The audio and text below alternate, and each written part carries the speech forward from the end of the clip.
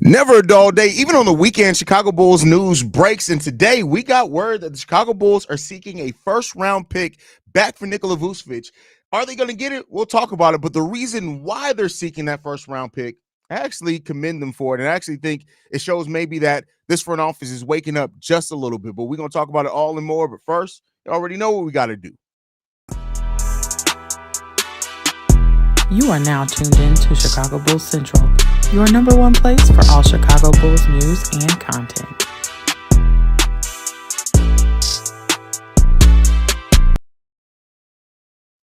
What's going on, Bulls fans? Welcome to another episode of Chicago Bulls Central, your number one spot for everything Chicago Bulls related. I'm the host there, Haize, but more importantly, you guys can follow the channel at Bulls Central Pod on every social media platform we happen to be on. With that said, let's go ahead and get into it for today. So this one comes from Mark Stein saying this: after failing to extract any draft compensation from the Oklahoma City Thunder in its Alex Caruso for Josh Giddey swap in June, Chicago is said to be seeking a first-round pick to part with center Nikola Vucevic, who's had a tremendous season offensively. The two-time All-Star is averaging 21 points per game, 9.8 rebounds, while shooting 58% from the field and 47% on three-pointers. And so that's good to hear, right? And like I said, I don't know if the Bulls are going to be able to get a first-round pick back for Nikola Vucevic, but the reasoning behind here, showing that the Bulls have learned their lesson from the Alex Caruso trade, at least per Mark Stein, take that for what you will, is a sign of the Bulls maybe waking up to take things in a better direction and kind of try to be ahead of the market for once. That Vooch is having an amazing season. Now, you pair that with what we heard earlier as well from Wendy as far as that, you know, the Bulls have a value too high right now of Nikola Vucevic. You know, you got to pair those two things. I'm sure teams are kind of balking right now at giving up any first round picks, just considering how, you know, the CBA has really limited a lot of teams at second tax apron, and what a lot of teams are trying to avoid right now. But the Bulls are right to have at least that asking price. That's what I'll say. They're right to have that asking price. And to start off there, I'm not necessarily mad at that. I have no qualms with the Chicago Bulls that they're starting off their asking price at that level, because that's what I think that they should do. Just being 100% frank, the Bulls should have a high asking price for a player like Nikola Vucevic, and really, they shouldn't be selling low on any of their players that they have. This is a team that should be trying to get as much assets back as what they can, because of how far we really are from competing and contending for anything meaningful. So if the Bulls are able to do that, you know, we'll see. You want to start off, we've talked about this a little bit before. You want to start off with your asking price high. You just do. That just is what it is. You want to start off with that. You don't want to come in with a low bar, because then your offers are only going to go down after that. So you want to have that you're starting off with, hey, this is what we want. We're not willing to come off of that for anything, and then just let the chips fall where they may. Now, do the Bulls have enough to hold out for the value that they have? That's the question that needs to be here, because I can see a world in which maybe that is the Bulls' asking price, but maybe it doesn't necessarily start off or stay at that level. So, you know, we'll see what happens when it comes down to that. But I think the Bulls are learning. This front office is looking at things and seeing where they are right now and figuring that, you know, we have an opportunity here where we are getting good play out of Vooch, right? Vooch's play on the court is not really anything that's necessarily hurting the team. And because of that, like, there's not this place where the Bulls, and Vooch has another year on his contract. The Bulls very well could wait until the offseason as well. So this is not the type of place where the Bulls have to absolutely strike now. Now, I will say this, of course, with Vooch's age, there's always a chance that maybe that some fall off could present itself between the seasons or anything like that. Of course, knock on wood, we don't want to see any injuries or anything like that, but there's always that chance and that possibility. So the Bulls got to look out for that as well. Troy says, what Dallas got, he will look good with Gafford. I doubt Dallas is going to be trying to get a $20 million. They really don't have. So the thing with Dallas is that it's not that I wouldn't necessarily see Dallas as a team that could be a buyer, but I don't think that Dallas right now has the movable assets to really get the type of contract that he has, in my personal opinion. But hey, I could be wrong on that one. What's Dallas? Oh, I just read that one. Dennis, it would be good to either get more picks or include JC. I mean, listen, if you can include the ball-headed hoe in any of these talks, you do that. I think that you do that, because hey, it is what it is when it comes down to it. But I think ultimately, like the Bulls sit in a place where they could make a series of trades, much like they did in that first year that they were here when they moved off of Daniel Gafford, when they moved off those players. They made a series of trades, right? Like it wasn't necessarily about just one trade that really kind of changed things. It was the series of trades that they made, of course, culminating in the Nikola Vucevic trade, but they made a series of trades. Now, the problem in that is they didn't really get a lot of picks back for those trades, and that's kind of what they would maybe be doing now is kind of flip that rather than be buyers, be sellers. But we'll see what happens there. But overall, like I said, I think that the Bulls are in a good place where they should be.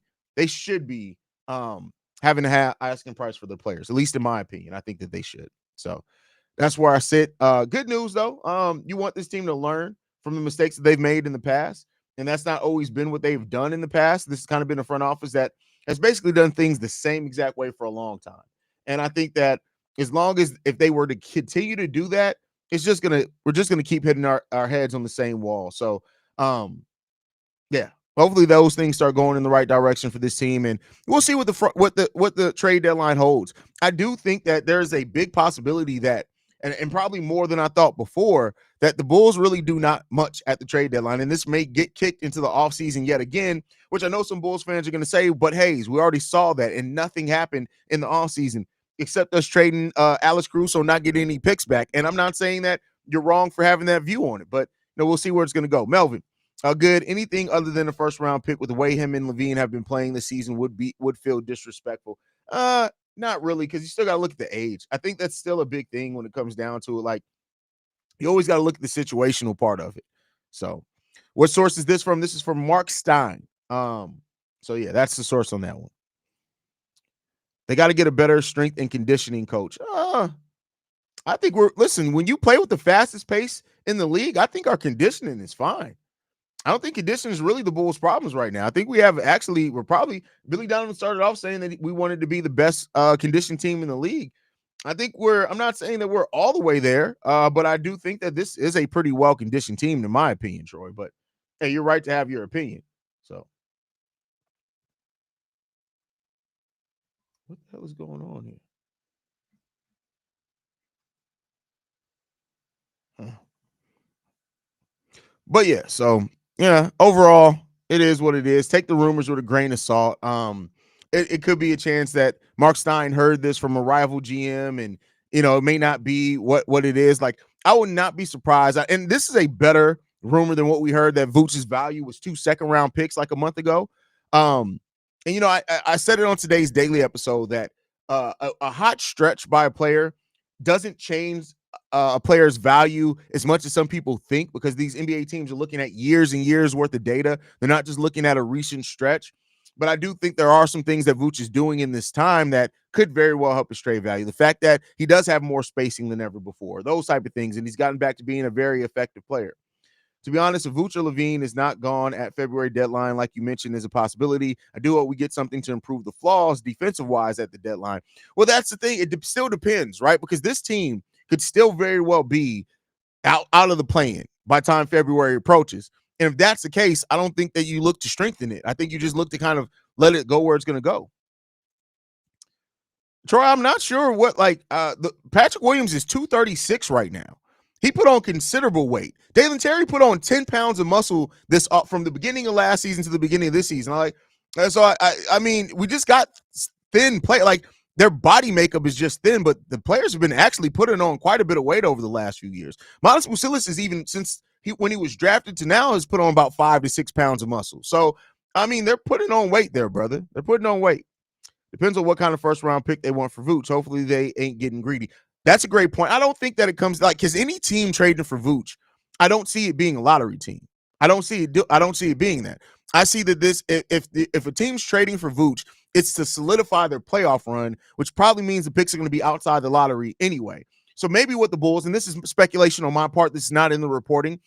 Maybe what it is that the Bulls are maybe requesting an unprotected pick, and maybe teams are like, hey, let's throw a little bit of protection on that. But the Bulls could and that's even if the pick is this year, right? It could be that a team's offering a first round pick in 2029, right? Or something like that. So because defensively we need to be top 5. We don't. No, we don't. We don't have any type of skill to be a top 5 defensive. Top 5? Bro, we're the worst. The only team worse than us is Washington. You think muscle's gonna make us go from that to top 5? Bro, no. That if the Bulls go from where they are now to top 5 with this same roster, everybody needs to be drug tested. That ain't just putting on muscle.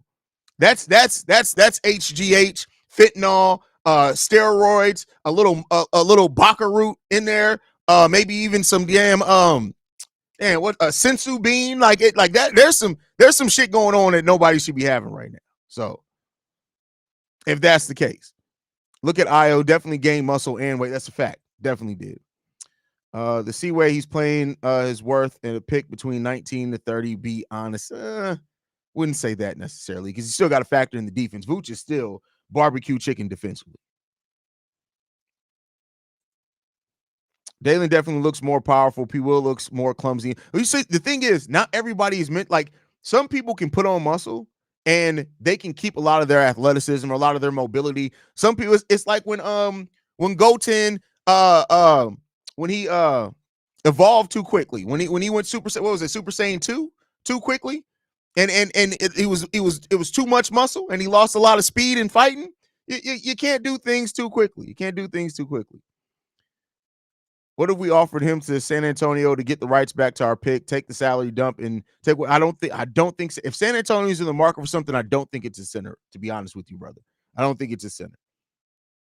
Would you consider Io DeSumo the player of the week the past week because he's been balling the past couple of weeks? His field goal percentage is going up, keeps it up. We may be looking at no, you're not getting an all-star this year from Io. The season started too slow for him. But yeah, the last 5 games, Io DeSumo is shooting like 54%. Oh, I still have it up from an earlier episode. So the last 5 games, Io DeSumo was averaging 17 points per game. He's shooting the ball 63% from the field, 52% from three-point range. He's averaging 1 steal, 1 block.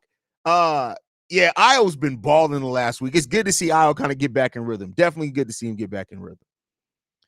Do the Lakers have any first-round picks left? I could see them being interested in Vooch to move AD back to power forward. The only picks that the Lakers can offer is the 2029 and 2031 first-round picks. So they do have those that they can offer in trades, but I think the last thing that we heard is that they're only willing to offer one. They're only willing to offer one in any trade. So we'll see. Haize, I believe AK has been watching your channel because remember you were the first person that said Vooch should be traded for a first-round pick. Was I the first? Listen, I just state my opinion. I don't know if I'm the first or not, but I mean, AK is just sensible. He's sensible. I know Vooch is a bad defender, but he's getting blamed for everything. We just had a bad. Oh, facts. I was in the conversation with somebody in the Bulls Facebook group earlier today, and they were like, "Oh my God, the Bulls defense was so much better without Vooch in there." And I'm like, we gave up 56 points in the paint. We gave up a field goal shooting percentage near 60% in paint. Like people were so like enamored by the fact that Jalen Smith had blocks. It's like, yeah, but everything else was still the same. Like it literally was still the same. But you know, it is what it is. That's fans, man. Bulls daily in the building. Shout out to my big homie. Long time no see. How you coming, my brother?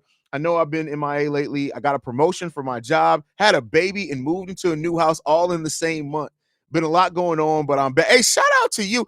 Listen, shout out to. I love hearing my brother's doing well, bro. First of all, the fact that you had a baby. Shout out to you and your lady on the healthy newborn, bro. Shout out to you on that one. You got a promotion. Shout out to the advancement and the growth there. And you moved into a new house. Don't be trapping out the new house, Bulls Daily. Don't leave that life behind. Don't be trapped. You got to leave that behind.